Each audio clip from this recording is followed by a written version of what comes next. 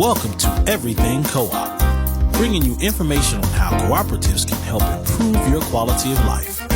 This show is being sponsored by the National Co-op Bank, NCB.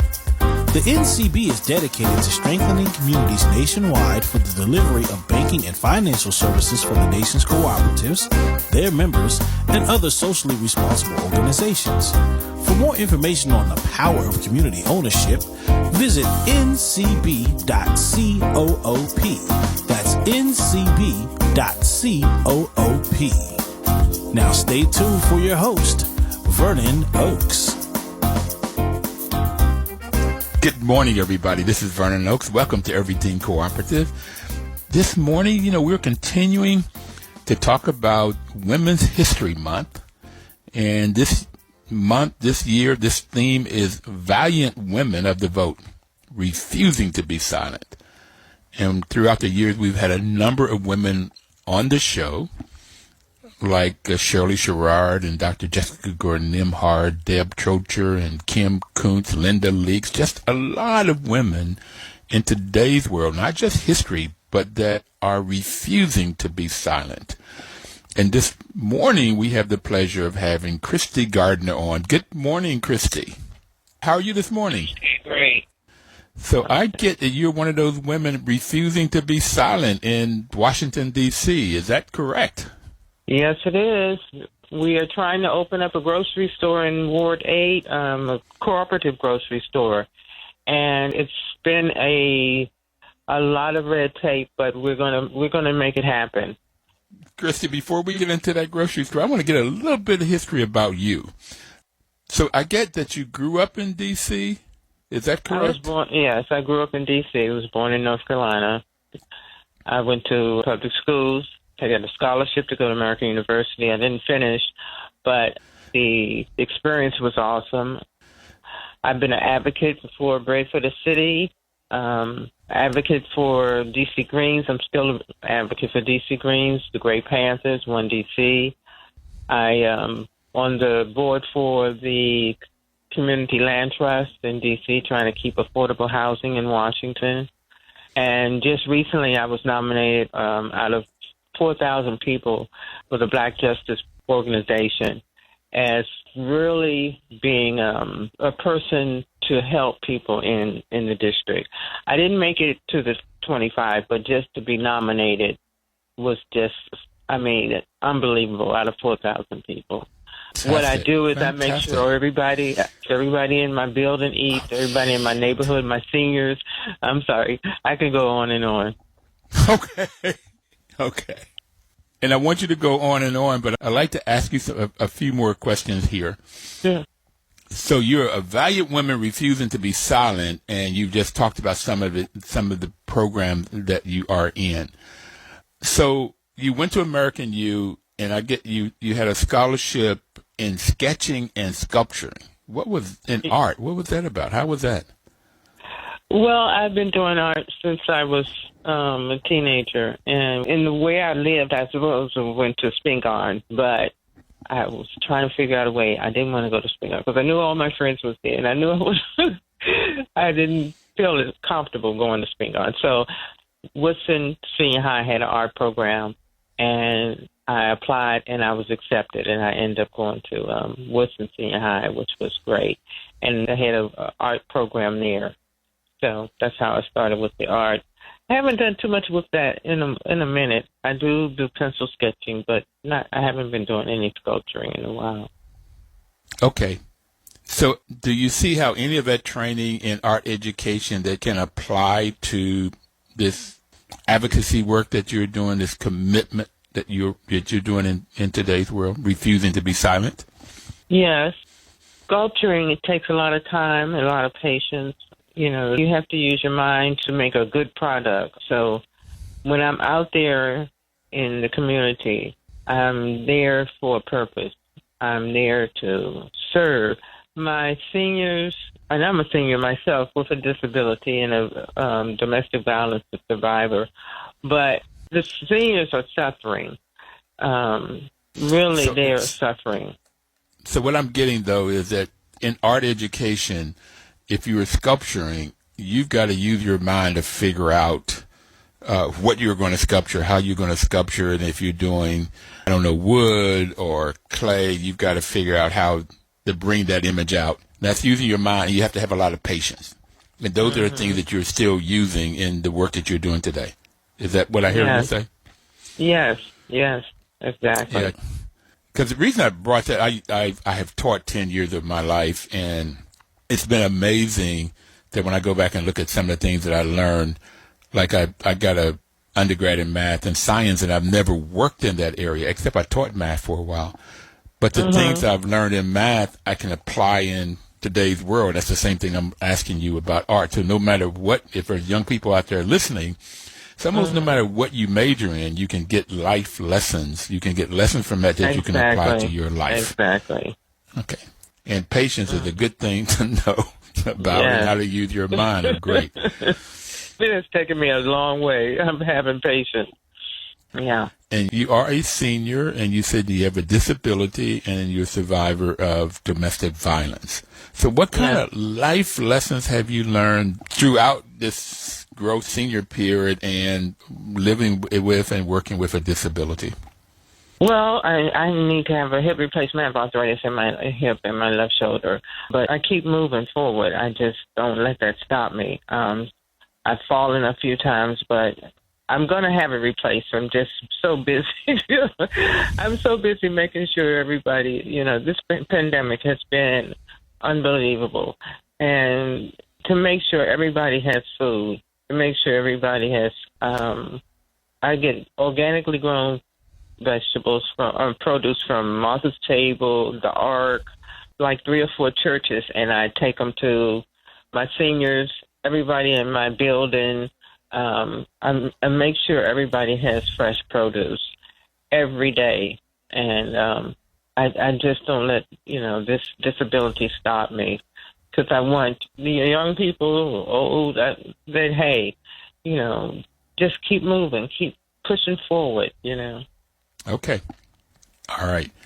So we're going to get to this food co-op, but I wanted to look at some of your history before that. So I got that you went to Woodson and graduated in arts, and you went to American U. You didn't finish that, but you went there. What did you do? Can you tell us a little bit about what did you do after college? What kind of work did you do? What's your life look like? Well, I've been a CNA for over 15 years. I'm a bartender. CNA is a certified nursing assistant? Yeah, certified nursing assistant, yeah. A bartender. I drove Lyft and Uber. I've had so many positions. And, as far as DC Greens, with the Produce Plus, I've been with them for about 4 years now. But prior to that, way back in the day, but secretary, I've had plenty of positions. Matter of fact, I should grab my resume. So let me just ask you this, though. You've had plenty of positions. You've gone from, sound like one thing to the next. What kinds of lessons have you learned being a secretary or Uber driver or bartender? Well, I've always been dealing with the public. Everybody says this about me. They say, if you want to know something, like if I have your email, I try to keep everybody informed of what's going on in the city. I send out at least 10 emails a day informing people what's going on in the city, what's going on in the world, and everybody knows that about me.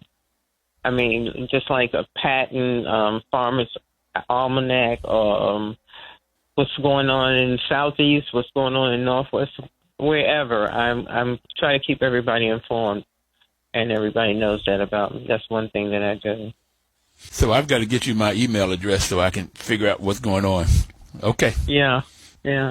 I'd like to get those emails. 10 a day. Okay, 10. All right. So that's a lot of communicating with a number of people. How many people do you communicate with? Well, I guess about 49 or 50. Depends on what the information is, but, 49 or 50 a day.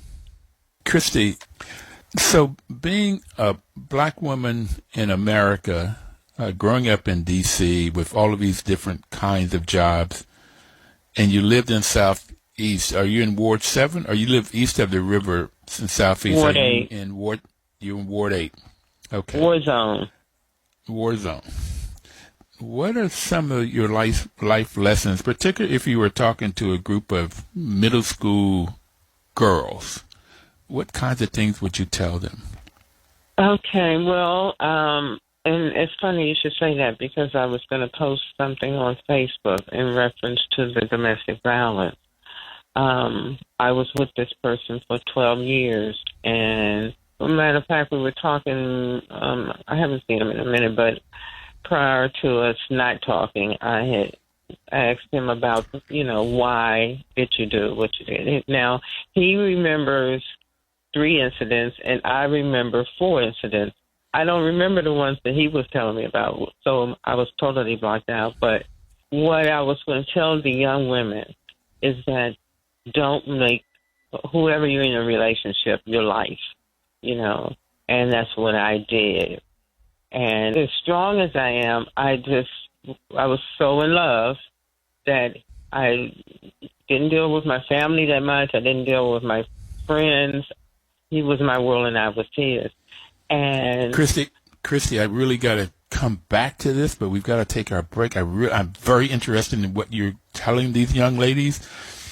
And it's don't something. I got that there's something that they should not do, and you were so much in love, and you were isolated from your family, and everybody out there. We're going to come back after this break to find out what she's going to tell these young ladies what not to do in life, particularly as it relates to relationships.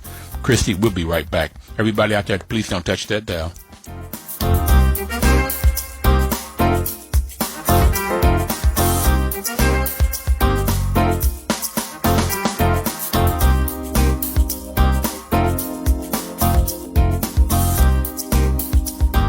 Welcome back, everybody. This is Vernon Oakes, and the program is Everything Cooperative, and we have Christie Gardner on with us this morning, and we're celebrating Women's History Month, and the theme this year is Valiant Women of the Vote, Refusing to be Silent. And refusing to be silent is the critical piece to me, whether it's on vote or anything else. And Christie, right before we took the break, we were talking about what would you tell junior high school females, students. What are some life lessons? And what I got was you're refusing to be silent about domestic violence. You're right up in front, and you were going to tell them what not to do. And what was that you were telling them? Don't let these young men be your world. Because what has happened is, with me, with the pandemic, I was here alone. Now, keep being friends, keep dealing with your families, keep being involved in everything. And he might love you, you might love him, but just don't let them be your world, and controlling. So that's what I have to say. Love yourself and keep moving on. I mean, I've always been a strong woman, but that particular time in my life, I don't know what happened. So just be resilient. Be your own person and keep being involved, with your family, especially your family and your friends. Okay, so you can have that. If he hits you once, that's it. Keep moving. No one should hit you. No man should hit a woman. That's a coward. Okay. So I've got that you really want to be with your family and friends. You can have a significant other. You can have a person in your life, whether that is a boyfriend, your man, your husband, whatever that other person is. But you keep your family and friends, your career. You didn't say that, but you keep an outside world so that that person has a less chance of being controlling. Love yourself. That was number 2 I heard very clearly.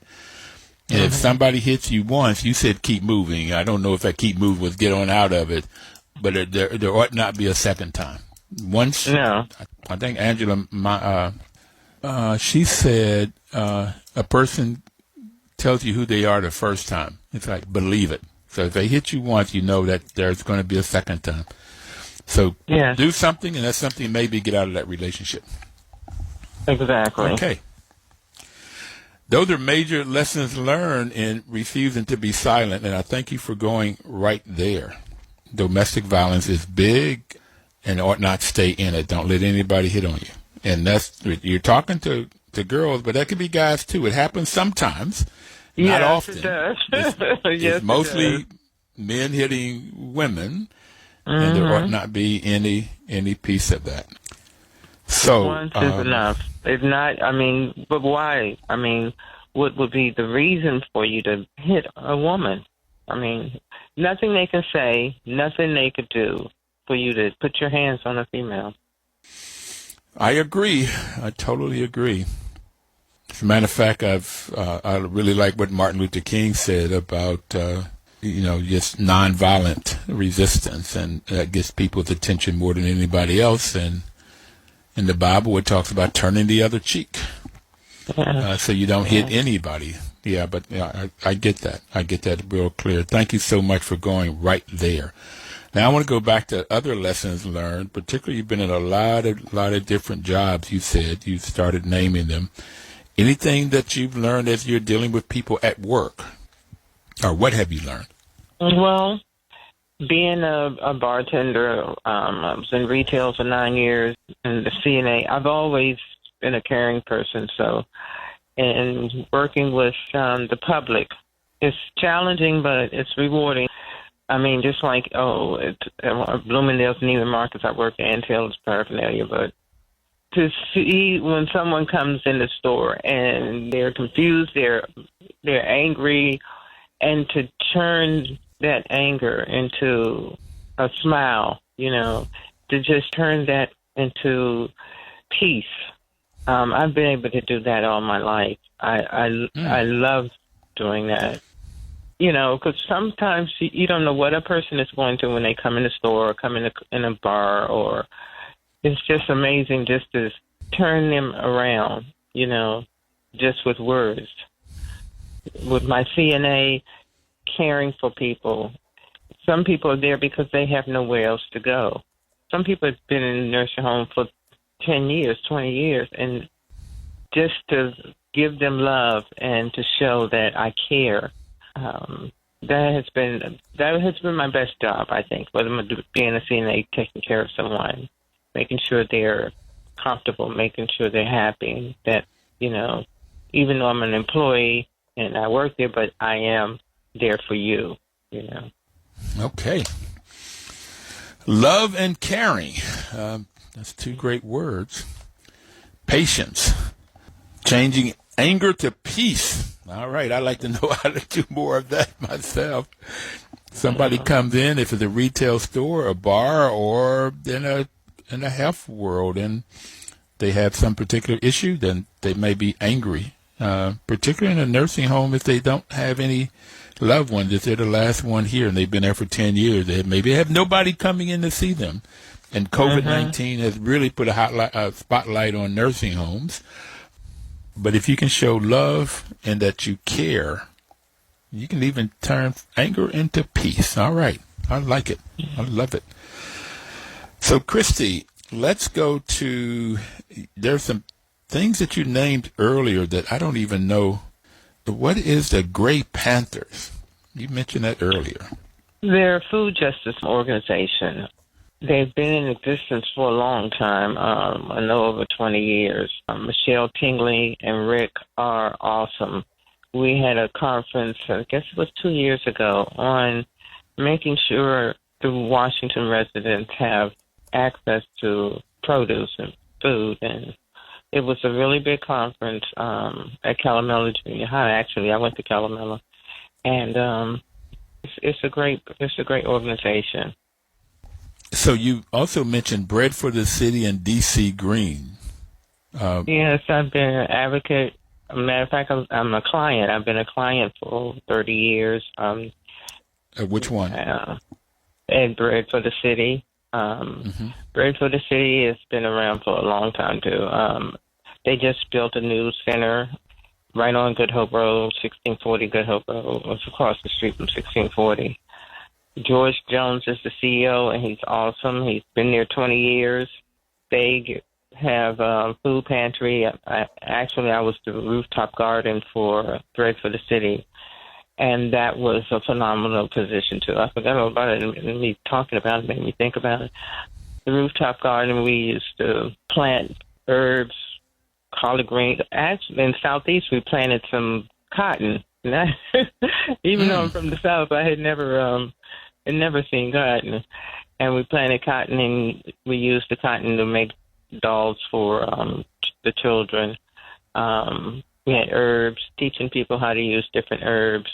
I really love that. But getting in the dirt is therapy. And we used to go out to UDC's Beltsville farm and harvest produce, strawberries, grapes, pears. They had everything out there. And we had some kids that were, in order for them to graduate from high school, they had to come out and work the farm. I remember this vividly. One day it was like 112 degrees outside, and the kids, there's no way they were going to work the farm. And I was telling them about their ancestors who didn't have a choice. They had to be out there every day, no matter what the weather was. And that's what got some of the kids through that, you know. Think about it. 112 every day, you know. So. And Che, who runs the UDC farm, he's awesome. Christie, we're going to have to take our second break here. And we'll be back with Christie to talk more about her life experiences, lessons learned, and we're going to eventually get in to talk about the food co-op that she's helping to start. I'm particularly interested in the gardening experiences. I got to come back and ask you some more questions, Christie, about this rooftop garden. You said that putting your hands in the soil is therapy. We've had people on the show that says it's spiritual, also very spiritual, touching that dirt. They talk soil is a better term than dirt because it's really, really healthy for you.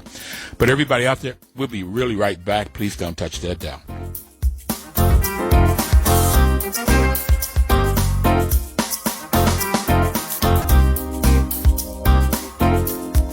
Welcome back, everybody. This is Vernon Oakes. We're talking about cooperatives.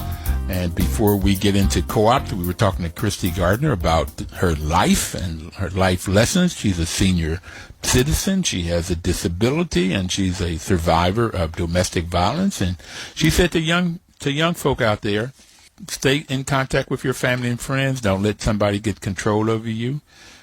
And love yourself. And she said as far as it relates to work, she's always brought love and caring into her jobs, no matter what those jobs were. She could get people to come from anger to peace. Wow, peace be still. So what we were talking about before we took the break was the different gardening experiences that you've had. And I wanted to come back and find out about this rooftop garden, because what I know of east of the river, they were right in northwest in Shaw, which used to be the neighborhood when they first came there, and it's gotten up to where it's totally gentrified. And I did not know they have created a center over in Ward 8th on Good Hope Road. So I got that. So they were in northwest and now in southeast. But where did you do your rooftop gardening at?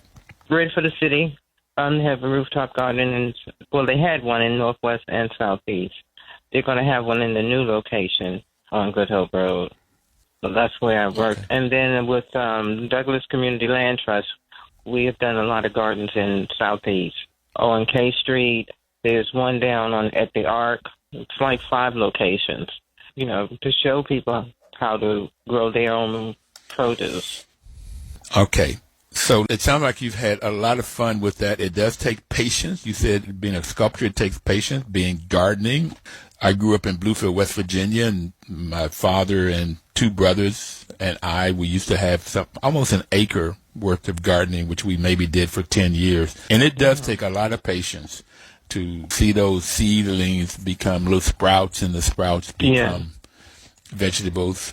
I started to joke with you when you said herbs. What kind of herbs? Because herbs, I think about. Okay, used to be illegal in the day.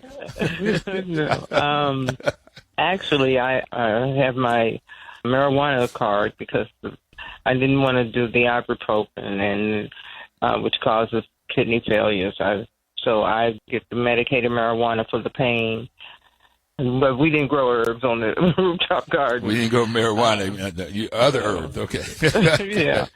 But, we did all types of spices.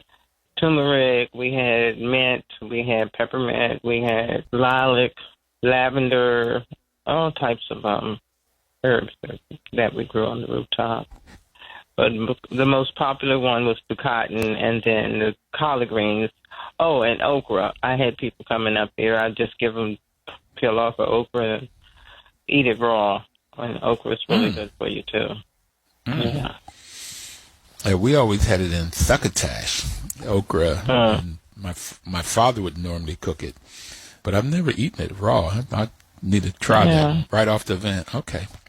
Yeah, and fried is good, too. So how are you all working on this food co-op? How is that working? Well, it's no longer there, but back in the day, this was 2019, 2020. The rooftop, all ages came up there. The children were even more fascinated about, getting their hands dirty and digging in the dirt and coming back to see what they had planted, to come full of actual produce. The children's, that was the love of my life, just watching them see what they had accomplished. You and Michelle Obama, okay. Okay. Watching things grow and watching how children respond to the growth. Yeah. Yes. Okay, so I want to change over to this co-op food store. Where are you in that process? We're still planning. It's the Community Grocery Cooperative, and we want to have it in East of the River, Ward 7 or Ward 8. It's like 5 of us that's on the steering committee. We have a membership committee. We have a governance committee, a budget committee. And I reached out to Wanda Lockridge, who's council member chair for Trayvon Martin, and she's put me on the path of getting some more grants because money is is what's needed. We don't have a building. It's just we're still in the planning stages. We've been doing it for about 4 years, but we're moving forward now. We have Janine Lewis, who's really working hard, and Linda Rosenbaum. So we're moving forward. We have a steering committee meeting every Monday and community engagement committee meeting on Thursday. Actually, it's tonight. So we're moving forward. Well, I graduated from the Cooperative Academy. Ron Hatz is the one who does that program. If anybody would love to know about cooperatives, period, he's awesome. You said Ron Hantz, Hantz. Yes. You know him? And very well. What's the name of the program, though? Cooperative Academy. Okay. Is that in D.C. or in Baltimore? Well, he has one in Baltimore, but of course, because of the pandemic, we did classes were virtual. Okay. It was a 6-week program, and Ron is really, he's awesome. Very informative. He's just, I love him. I like the way you use that word love. Ron is committed. He has a lot of information. He shares it. He's a really good brother. Yes, he is. Yes, he is. And he lives in Ward 7. 7, yes. He's on my list. Blocks. I have his email. Yeah, he's 3 blocks from me. We can walk to each other to talk. So. Oh, get out of here. Yeah, I know. Great. It's really right round by the Benning Road station. I live in a co-op. I live in a housing co-op on East Capitol on the northeast side. So he lives on the northeast side too. Yeah, I know that. I lived in a cooperative years ago on 13th and Kennedy, 14th and Kennedy. So you've got a 5-member that's creating. Just on the steering, on the steering committee. We have over 200 members that have paid. If you'd like to join, just go on Facebook, Community Grocery Cooperative. So you can go on Facebook at Community. Say that again. Or Community Grocery Cooperative. Community Grocery Cooperative. And you can sign up on that Facebook page? Yes. And what's the membership fee? $100. Do I have to pay it all at once, or can I pay it out over time? We'll work with you. Okay. Okay. Uh-huh. So we had a gentleman, I can't remember his last name, Damien. He was on a show 2-3 years ago talking about they were trying to do a food co-op in Southeast. They were looking at Atlantic Street. Southwest. What's his last name? I don't remember. That's what I'm a Dominic. senior I'm thinking citizen of Dominic. Well, what's Dominic? Maybe I got the wrong first name. I knew it's a D. I got the D right. It might be Dominic. But yeah, well, he works with One DC, but he was in a meeting. We had a meeting at Monday, and he was telling us, advising us of some things that we need to do to move forward. Yeah. No, Dominic with One DC is different. I know Dominic also. Okay. So this Community Grocery Cooperative, you have approximately 200 members, and you have a 5-member steering committee, and you're on one of those 5 people. Yes. Okay. And you can go to Facebook, and I'm going to do that at the next break, and look up Community Grocery Cooperative, and you can sign up for $100. Yes. Become a member. Okay. So why are you guys doing this? Why do you want a food co-op? Well, in east of the river, there's only one grocery store, the Giant. It's 150 residents in this ward. And 150,000? 50,000, yes, 150,000 people, yeah. And a lot of the people in this area have a lot of health issues, obesity, heart issues, kidney failure, and you have to eat right to live long, and that is what the cooperative is about. We want to make sure, and then also to educate them how to stay healthy, once they start eating properly.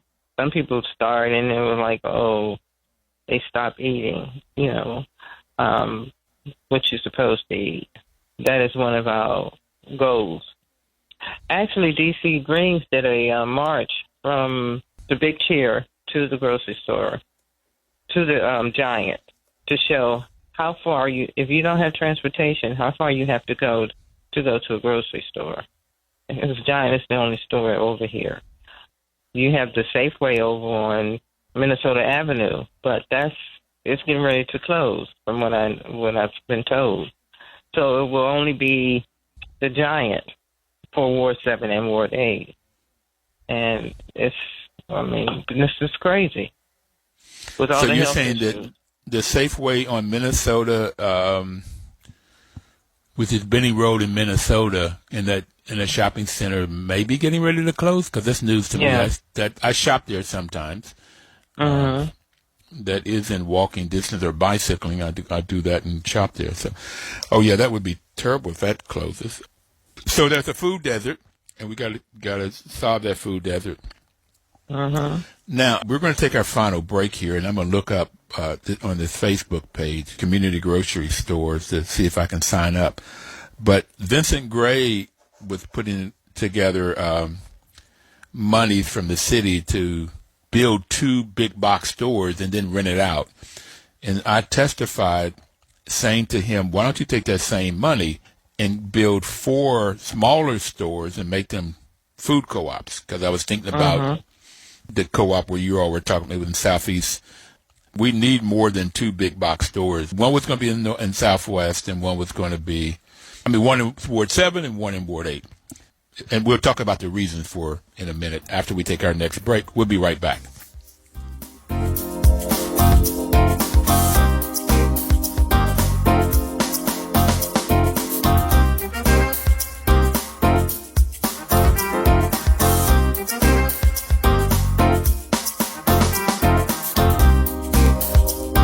Information is power.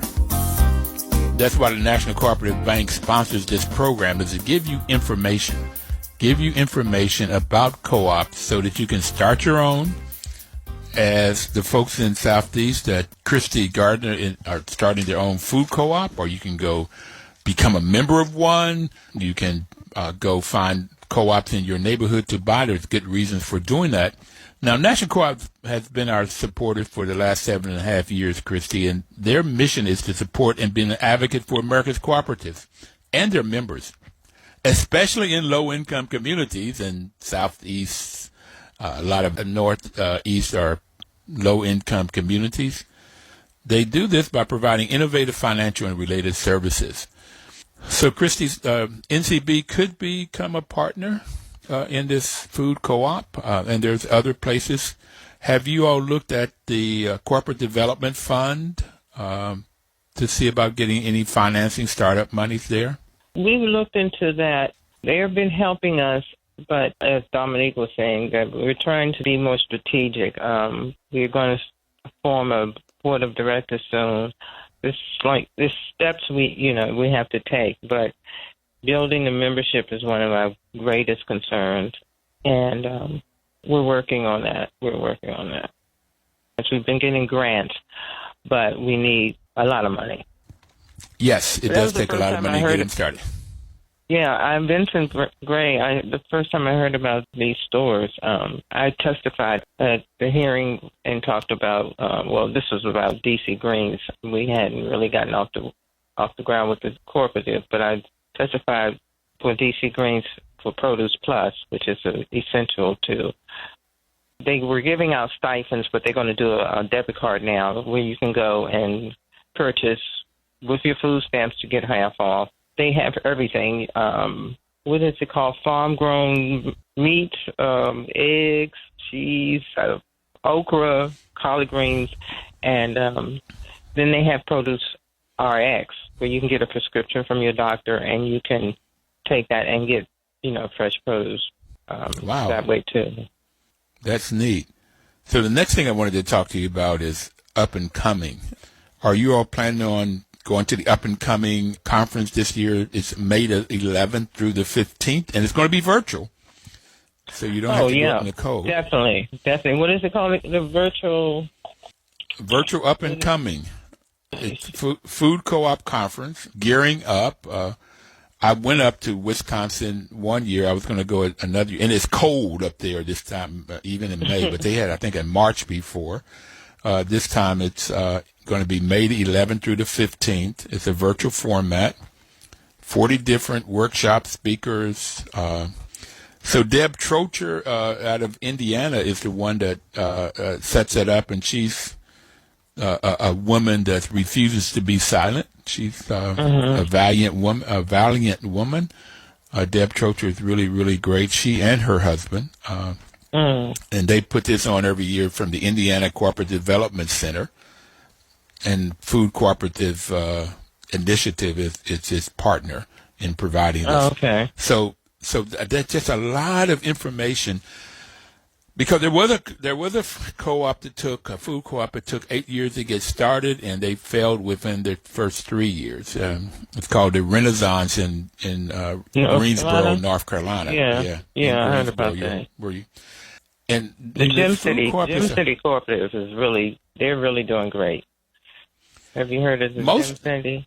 Well, most of them do great, but I was just cautioning you that this business is a hard business. It's a tough business. It's slight margins. There's another person, Ed Whitfield. There's another person, if you don't know him, he's a brother out of North Carolina. They had money. I don't know if they still do, where they were helping to fund these. But he was saying that margins are slim, and you need good management. You need a movement, and you've already talking about that, and you need marketing with his 3 M's to make it successful, particularly this movement. And he said they never got the movement continually going on and couldn't get people to change their behavior from, going to the dollar stores and buying sugar-laced foods to get into nutrition, which costs more. And I like the programs like the RX that you're talking about. In D.C., I like their program. We're going to you would give you $10 or $20 every week to go for seniors to go to these farmers markets to get fresh produce. So D.C. is up front in getting people to buy buy produce. So that is wonderful. But please go to this up and coming and get all of your 200 members, if it's virtual, to really know how to run this business. And I plan to be there. Yeah. Great. I need to get your email, too. Vernon.oaks@gmail.com. Real easy. What is it again? Vernon, VERNON .oakes@gmail.com. Okay. And for everybody out there, you can go to our webpage, www.everything.coop. And within 2 weeks, this program that we're talking now with Christie will be up on there, and we have over 240 different shows. And so, Christie, you could go to everything.coop and you can listen to previous shows. Even Deb Trocher has been on. I've talked about other food co-ops have been on. But I guess I'm going to get to, there are 4 types of co-ops. And so I don't want you to answer this right in a minute. Is your co-op going to be a worker co-op or a consumer co-op? I'll get you to answer that in a minute here. A worker co-op is a co-op that is owned and controlled by the employees. If the employees own and control it, it says it's a worker co-op. If a business is owned and controlled by the people that uses that product, it's called a consumer co-op. So if the people that goes in to this community grocery cooperative, if it's a community that buy in there, own it, if those are the members and they own it, then it's a consumer co-op. If a group of people come together and they normally form a business to purchase, if a group of food co-ops formed a purchasing co-op, then they would go out and purchase those goods and those products that the food co-ops would then sell. That's called a purchasing co-op. And a lot of times, artists are using this, Christie. There's something in D.C. called a Consumer Purchasing Alliance that's working with churches, charter schools, other nonprofits. And then if a group of people form a businesses that markets their products, it's called a marketing co-op. And farmers come together and they created Cabot Creamery, Land O'Lakes, Ocean Spray. And then there is a group of black artists in Pittsburgh that formed Ujamaa. Ujamaa is a co-op formed by these black ladies. They make jewelry and clothing, and they do artwork, and then they will buy from other black women throughout the diaspora and sell at their storefront in Pittsburgh. I did visit it, and I did buy a Christmas gift that one year for the women in my life, my sisters and daughters, etc. So that's the 4 types of co-op. So what would your co-op, what would your community grocery cooperative be? Would it be a worker co-op or a consumer co-op, or both? Possibly both. We want to have the clients have a decision, but we're still working. We're still in the beginning stages, but we're hopeful that the people who are members, well, they do have a vote as far as what produce or what we will have in the store. Mm-hmm.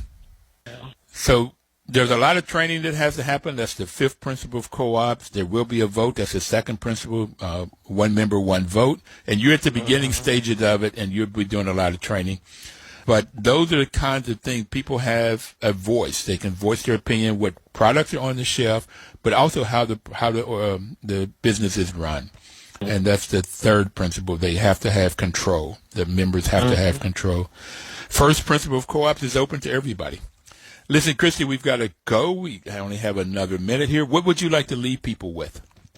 What message? Eating healthy, you will live longer. That's what I would like to leave with. Eating healthy is important. So eating healthy, you'll live longer. And in my 73 years, I've learned drinking water because you live longer, and exercise. Those 3 things.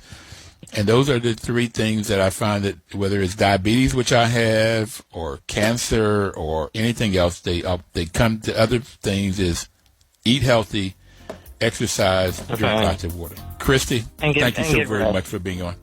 Get rest. Okay. Thank you for being on. Thank you very much for your love and your caring for all of the people in your neighborhood. Keep up the great work. And I'll look to join you guys in this food co-op. Everybody out there, have a great week and live cooperatively.